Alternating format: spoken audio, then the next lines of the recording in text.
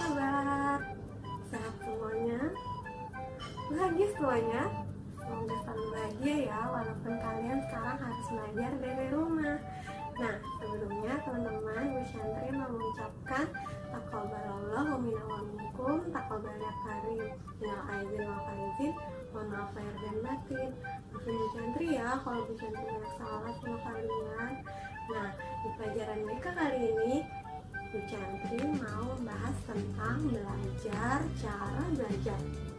Gimana tuh? Mari kita lihat videonya.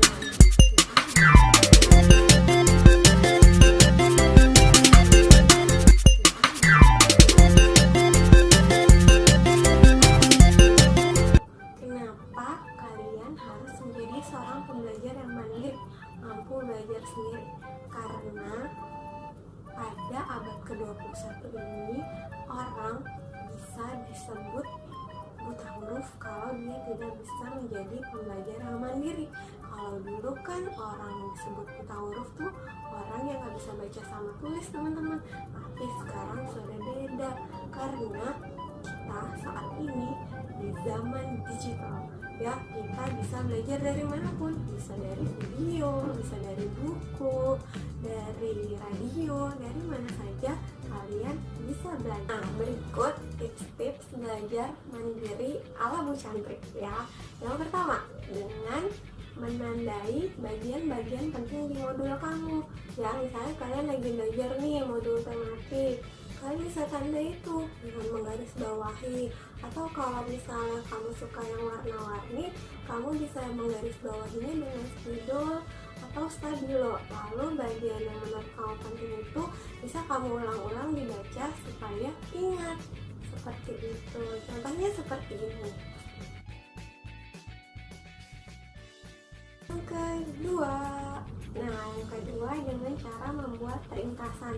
Nah, kalau metode membuat ringkasan ini yang menurut Bu Syantri, Ibu Syantri sering pakai ini nih kalau lagi belajar mau ujian besok ya, karena Bu Syantri paling suka sama metode ini.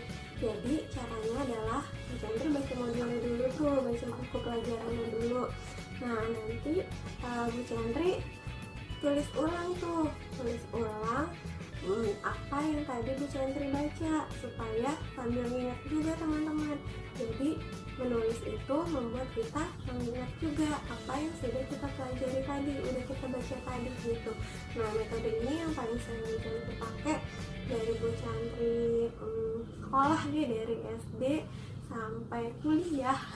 Nah, tapi beda-beda ya teman-teman, itu cara Bu Syantri kayak gitu. Jadi dulu Bu Syantri kalau meringkas itu biasanya di kertas HVS ya, di kertas HVS Bu Syantri tulis apa yang Bu Syantri baca, kemudian nanti Bu Syantri ulang-ulang, Bu Syantri ingat, misal perkalian Bu Syantri tulis di HVS, kemudian diingat-ingat, diulang, terus nanti kalau misalnya mau tidur bisa Bu Syantri tempel di tembok Bu Syantri, tembok kamar sih gitu. Terus jadi pas mau tidur ngeliat hafalan itu, dan jadi lebih ingat lagi tuh sama pelajaran itu. Jadi yang ketiga adalah mind mapping. Mind mapping itu pemetaan pikiran, teman-teman. Jadi contohnya kayak gini nih.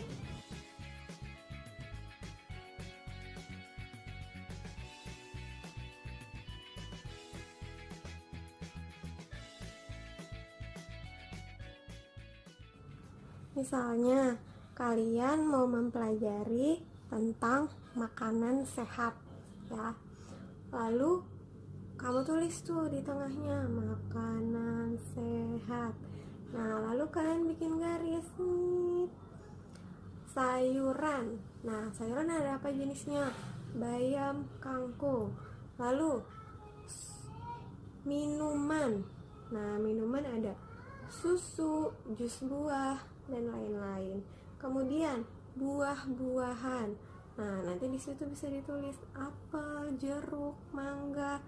Nah, seperti itu. Nah, ini cocok nih buat teman-teman yang suka menggambar. Nah, nanti hasil mind mapping itu kamu bisa baca tuh dan ingat-ingat untuk pengulangan ya, untuk dipelajari supaya besok mudah mengerjakan soal-soal ujiannya. Nah, sekarang yang keberapa? Keempat. Nah, keempat adalah dengan metode mnemonik. Apa tuh mnemonik? Mnemonik itu kalian membuat singkatan-singkatan teman-teman. Jadi contohnya kamu mau menghafalkan warna-warna pada pelangi. Kamu hafalkan aja suku kata di depannya. Kamu tulis dulu ya. Merah, apalagi jingga, kuning, terus hijau, biru, nila, dan ungu. Nah, lalu kalian garis bawah itu kata depannya me, terus lagi ku, garis bawahi kata depannya, lalu dihafalkan deh kata depannya aja. Menjadi mejiku hibiniu. Jadi ntar kalau kamu ditanya apa aja warna pelangi, mejiku hibiniu, merah, lagi jingga, kuning, hijau, biru, nila, dan ya pintar. Yang terakhir, nah yang terakhir Bu Chandra juga paling suka banget sama metode ini, yaitu dengan tebak-tebakan. Nah, tebak-tebakan tuh gimana tuh? Jadi pertama-tama misalnya Bu Chandra belajar dulu tuh sama temen Bu Chandra atau sama orang tua Bu Chandra. Nanti orang tua Bu Chandra kasih pertanyaan, nanti Bu Chandra yang jawab. Nah, nanti kalau Bu Chandra jawab, Bu Chandra dapat nilai 100 ya. Jadi kayak kuis gitu lah teman-teman. Nah, tebak-tebakan ntar bisa juga gantian. Kamu yang kasih pertanyaan ke orang tua kamu, ntar orang tua kamu deh yang jawab gitu. Nah, ini seru banget. Jadi bisa mengingat-ingat dengan cara bermain gitu teman-teman. Jadi intinya dari semua itu adalah kalian tetap harus mengulang-ulang ya materi itu. Jadi belajar itu hanya dalam satu waktu, satu hari aja. Misalnya besok pelajaran tematik yang mau diujikan, hari ini baru belajar tematik dari pagi sampai malam belajar tematik.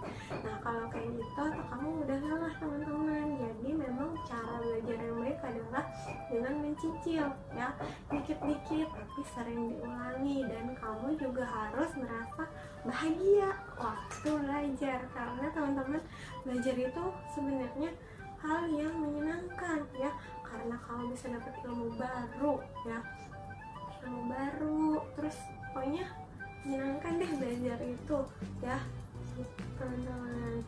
Oke teman-teman, sekian dulu dari Bu Chantri. Semoga nanti ujiannya bisa mendapatkan nilai yang terbaik ya. Jangan lupa berdoa sama Allah, semoga dimudahkan. Dan nanti kan ada waktunya tuh waktu ujian, jangan buru-buru ngerjainnya. Kalau misalnya masih ada waktu, dikoreksi lagi ya dari awal sampai akhir, baru kalian submit tuh ujiannya ya. Sekarang pesan Bu Chantri, tetap jaga kesehatan, tetap ada di rumah, jangan kemana-mana ya. Lalu lakukan pola hidup bersih dan sehat. Kalau habis dari mana-mana cuci tangan, kalau perlu mandi dan ganti baju ya. Dan selalu berdoa sama Allah semoga kita semua diberikan kesehatan dan kita semua bisa kembali menjalani kehidupan kita yang normal, bisa kembali lagi ke sekolah ya teman-teman, amin. Oke, kita tutup dulu pertemuan kita dengan doa penutup majelis. Subhanaka Allahumma wa bihamdika asyhadu an la ilaha illa anta astaghfiruka wa atubu ilaik. Assalamualaikum warahmatullahi wabarakatuh.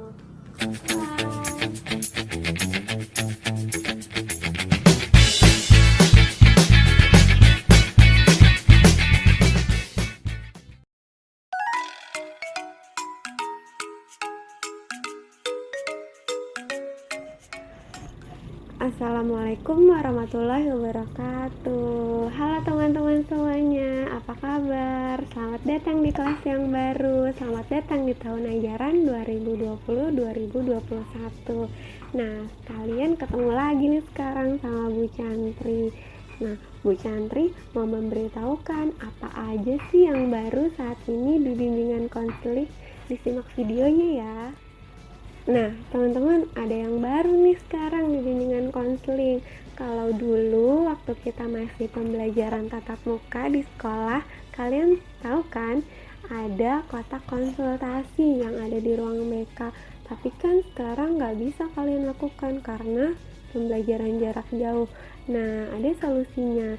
Jadi di website At-Taqwa kalian bisa buka nanti. nanti ada layanan konseling. Kalian bisa klik di situ dan nanti kalian akan terhubung dengan WhatsApp ya, nomor WA Humas Sekolah, dan kalian bisa berhubungan langsung dengan Bu Chantri, chat langsung untuk menyelesaikan permasalahan-permasalahan diri kalian seperti itu ya.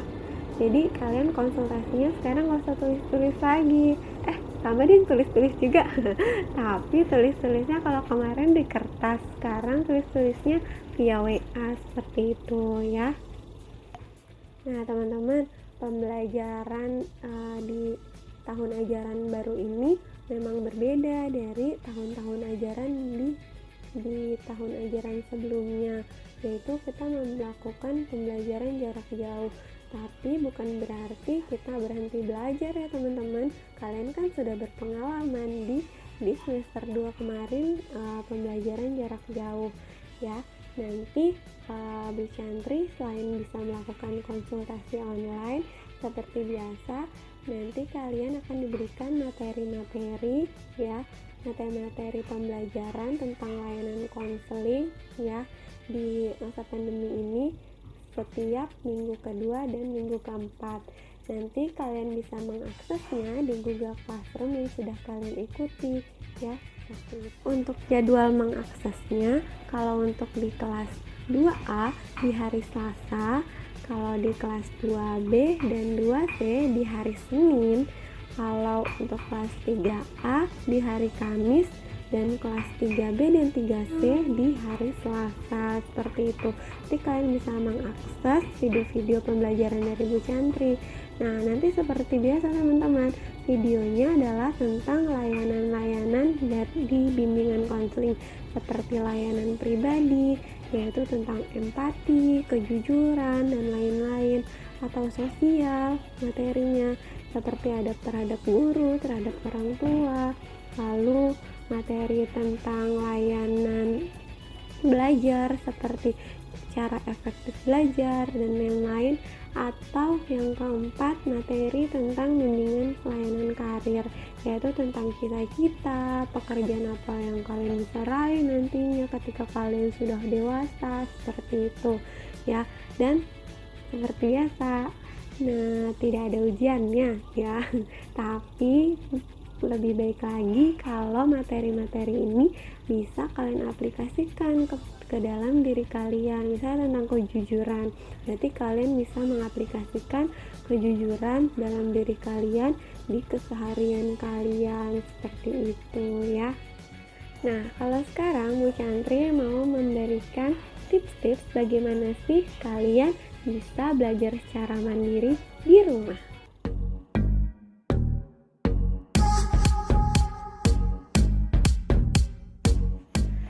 Teman-teman, tidak pergi ke sekolah bukan berarti kita tidak belajar ya teman-teman, tetap harus belajar. Nah, kalian kan sudah lebih tinggi nih dari kelas sebelumnya, dan kalian sudah berpengalaman mungkin dengan Zoom Meeting, Google Meeting, atau dengan Google Classroom.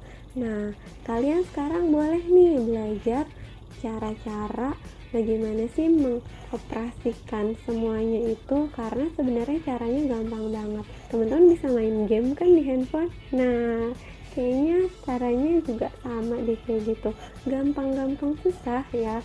Nah tinggal kalian belajar dari orang tua kalian, misalnya bagaimana sih cara bisa masuk ke Zoom Meeting. Nah jadi besok-besok kalau kalian orang tuanya lagi sibuk, kayak misalnya mama kamu lagi masak, lagi sibuk masak, terus tapi harus ada Zoom Meeting sama Pak Mondi jam 7. Nah kalian bisa tuh langsung sebelumnya tanya mama kamu, besok kalian buka sendiri bagaimana Zoom Meeting. Atau kalian sudah selesai nih tugasnya, terus mau kumpulin, mau submit ya, kalian tanya orang tua kalian dulu ya, tanya bagaimana caranya, lalu besok-besoknya kalian bisa submit sendiri seperti itu. Jadi kalian tidak tergantung lagi teman-teman sama orang tua kalian. Nah selanjutnya kalian yang harus dilakukan adalah membuka pikiran ya, membuka mindset. Jadi pagi-pagi kalian ketika baru mau mulai belajar jangan lupa berdoa dulu ya teman-teman. Lalu kalian membuka pikiran kalian bahwa hari ini kalian mau belajar, mau menerima ilmu gitu. Jangan belum pas lagi mau diajarin sama gurunya, lihat video dari gurunya langsung bilang, ah udah tahu nih, gitu. Nah itu berarti kalian memblok pikiran kalian gitu. Jadi karena kalian bilang udah tahu, kalian jadi nggak mau tuh dengerin lagi apa kata guru kalian. Nah jangan seperti itu ya teman-teman.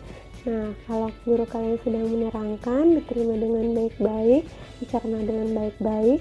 Kalau misalnya nggak tahu, kalian kan bisa nanya nanti, bisa sama orang tua kalian atau sama guru kalian langsung, seperti itu. Yang ketiga, kalian bisa mengurangi distraksi atau gangguan.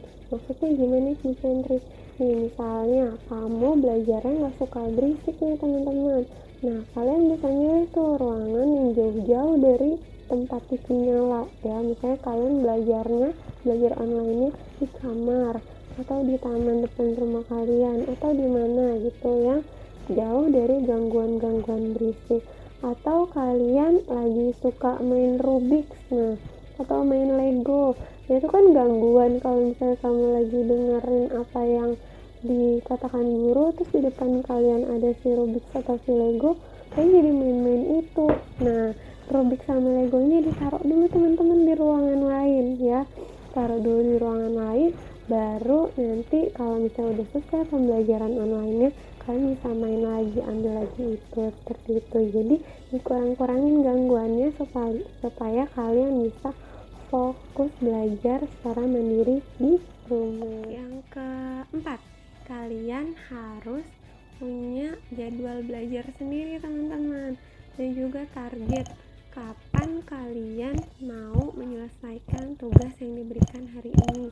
Seperti itu. Misalnya jadwal pelajaran kamu kan dari jam 7 sampai jam 12, terus target sudah bisa menyelesaikan tugasnya misalnya sampai jam 3 sore langsung dikumpulkan. Nah itu lebih baik, jadi nanti kalian gak menunda-nunda apa yang ditugaskan oleh guru ya. Jadi waktu kalian bisa lebih efektif lagi teman-teman di rumah. Setelah itu kalian bisa bantu ibu kalian atau kalian bisa bermain bersama adik gitu. Jadi waktunya bisa efisien, bisa terkontrol. Dan yang terakhir adalah mengoptimalkan grup online. Nah, grup online yang ibu maksud di sini Google Classroom kalian itu teman-teman ya. Jadi kan pastinya semuanya difasilitasikan dengan Google Classroom. Kalau misalnya nanti kalian ada yang kurang jelas, ada yang ingin ditanyakan ya, kalian bisa berinteraksi langsung dengan guru kalian di Google Classroom kalian teman-teman ya. Jangan malu untuk bertanya, tanya aja kalau misalnya kalian belum ngerti, seperti itu. Jadi dimaksimalin grup-grup Google Classroom kalian itu ya teman-teman. Oke, itu tadi semuanya adalah tips-tips belajar mandiri di rumah secara online ya. Mudah-mudahan setelah ini kalian tidak tergantung lagi nih sama orang tua kalian.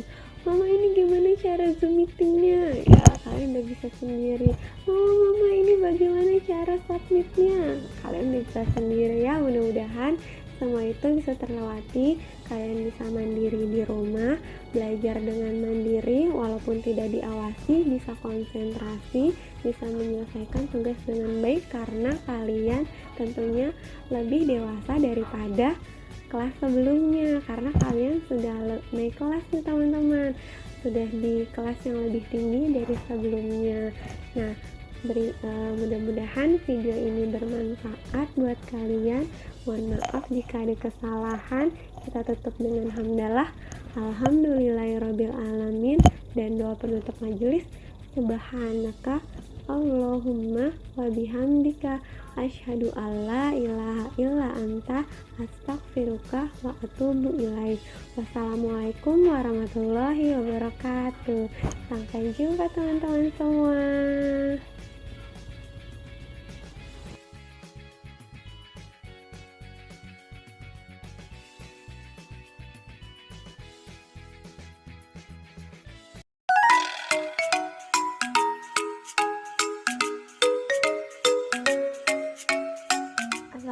Assalamualaikum warahmatullahi wabarakatuh. Halo teman-teman semuanya, apa kabar? Bertemu lagi sama Bu Chantri di Bimbingan Konseling. Nah teman-teman semuanya, Assalamualaikum. Kita sekarang akan membahas tentang adab terhadap guru. Nah kemarin kan kita sudah membahas adab terhadap orang tua ya. Nah sekarang kita bahasnya terhadap guru. Apa itu adab? Adab itu adalah perilaku yang seharusnya kita lakukan, perilaku yang baik yang seharusnya kita lakukan kepada guru kita. Nah sekarang kita bahas dulu nih, kenapa sih kita harus memiliki adab yang baik sama guru kita ya. Yang pertama, agar kita mendapatkan keberkahan ilmu darinya, sebab guru kita adalah orang yang menyampaikan ilmu kepada kita agar kita menjadi anak yang soleh dan solehah ya. Jadi kalau misalnya kita menghormati guru kita, menghargai guru kita, ilmu kita yang kita dapatkan itu bisa berkah teman-teman. Berkah itu apa ya? Berkah itu bisa dipakai nanti sampai akhirnya kamu sampai akhir bisa membuahkan pahala buat kamu ilmunya. Nah seperti itulah keberkahan ya. Lalu yang kedua, kenapa harus memiliki adab yang baik sama guru? Karena memuliakan orang yang berilmu itu termasuk perkara yang dianjurkan sama Rasulullah. Jadi Rasulullah Shallallahu Alaihi Wasallam bersabda, bukan termasuk golongan kami orang yang tidak menghormati orang tua, tidak menyayangi yang muda, dan tidak mengerti hak ulama kami. Nah, di sini guru itu bisa jadi guru itu adalah ulama atau orang yang lebih tua dari kalian ya. Jadi kalian harus menghormati orang yang lebih tua dari kalian supaya kita termasuk golongan yang dicintai sama Rasulullah Shallallahu Alaihi Wasallam. Nah sekarang kita bahas satu-satu nih, apa yang seharusnya dilakukan sama kita. Bagaimana adab kepada guru ya. Adab di sini bisa dipakai dimanapun ya teman-teman, sama guru kalian, nggak hanya guru di sekolah aja, bisa sama guru ngaji kalian ya, guru ngaji di rumah atau di TPA, atau sama guru les kalian di tempat kursus dan lain-lain ya. Jadi tidak hanya guru di sekolah saja, siapapun guru kalian ini harus diterapkan ya. Yang pertama, adab duduk. Nah, bahkan Islam mengatur ini ya teman-teman. Jadi cara duduk pun ya diatur dalam Islam ya. Pertama, kalau duduk harus rapi, harus tenang, fokus sama gurunya. Jadi kakinya tidak dibentangkan ya. Jadi kalau misalnya di kursi, kakinya tidak naik kursi ya, karena tidak sopan. Lalu tidak bersandar ya. Lalu tidak pula bersandar dengan tangannya, maksudnya begini gitu ya. Jadi duduknya yang rapi. Kenapa ya? Supaya gurunya merasa dihormati, merasa didengarkan, dan kalian juga bisa mendapatkan ilmu dengan baik karena kalian fokus ya. Yang kedua, adab berbicara. Jadi cara bicara kalian harus seperti apa? Tidak boleh bernada lebih tinggi dari gurunya. Nah maksudnya gimana ya? Apalagi membentak ya, apalagi membentak guru itu nggak boleh ya teman-teman ya. Itu bukan adab orang Islam ya. Adab seorang muslim itu ya harusnya lebih tenang, murid itu lebih tenang suaranya daripada guru. Jadi nggak boleh bentak-bentak gurunya seperti itu. Yang ketiga, adab bertanya. Nah jadi kalau bertanya pun ada adabnya nih teman-teman. Pertanyaannya jelas, singkat, dan padat, juga tidak menanyakan yang sudah diketahui jawabannya dalam rangka menguji gurunya. Itu nggak boleh ya, ngetes guru itu nggak boleh, karena itu juga bukan perbuatan yang disukai oleh Rasulullah ya.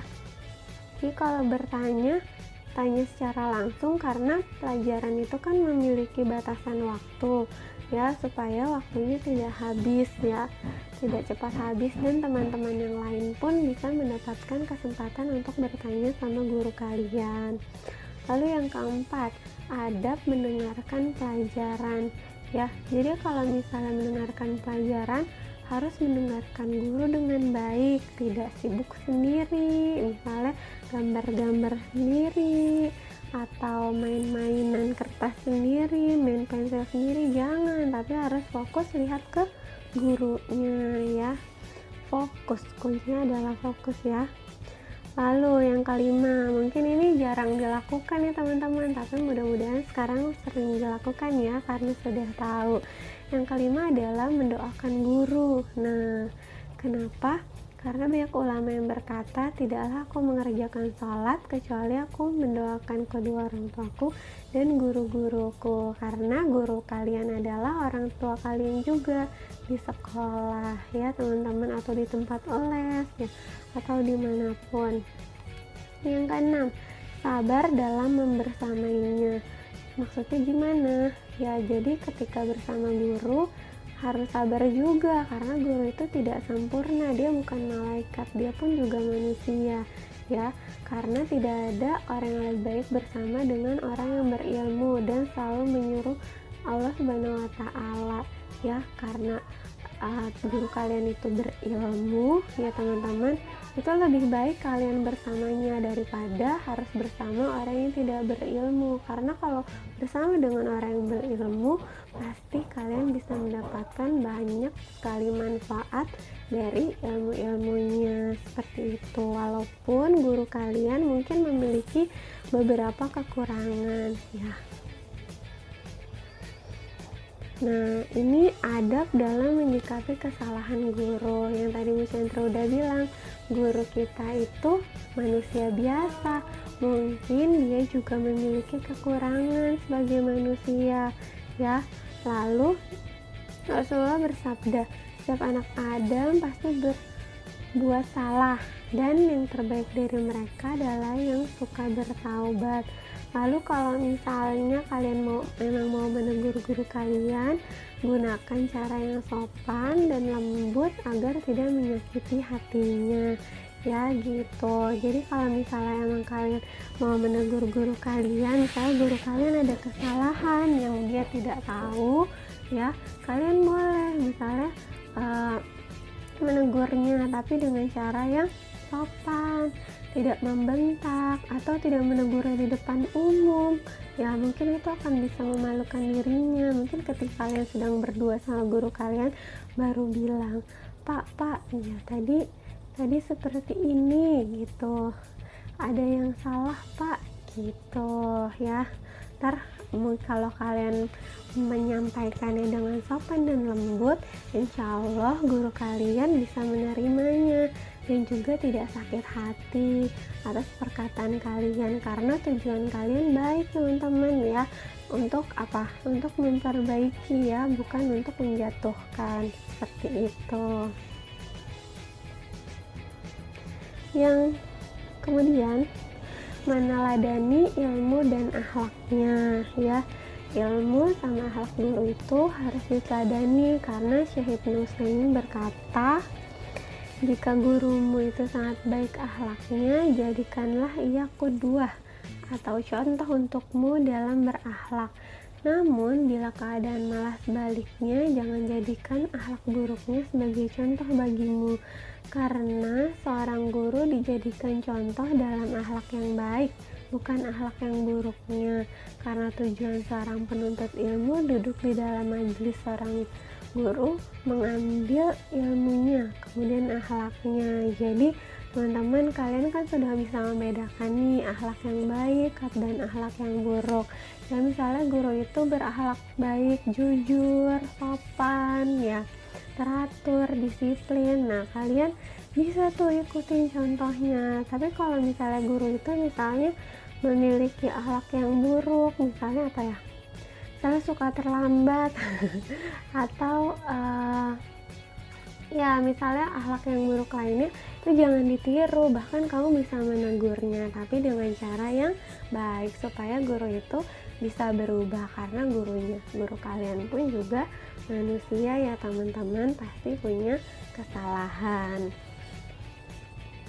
Nah, dari Bu Syantri sekian dulu, itu tadi akhlak-akhlak atau adab-adab ya yang harus kalian lakukan terhadap seorang guru ya, gitu. Nanti kalau misalnya ada pertanyaan silahkan dicatat dan kita akan diskusikan di Zoom meeting kita ya. Oke teman-teman, kita ucapkan hamdalah bersama-sama. Alhamdulillahirabbil alamin, dan doa penutup majelis, subhanaka Allahumma wa bihamdika asyhadu alla ilaha illa anta astaghfiruka wa atubu ilaik. Wassalamualaikum warahmatullahi wabarakatuh. Sampai jumpa teman-teman.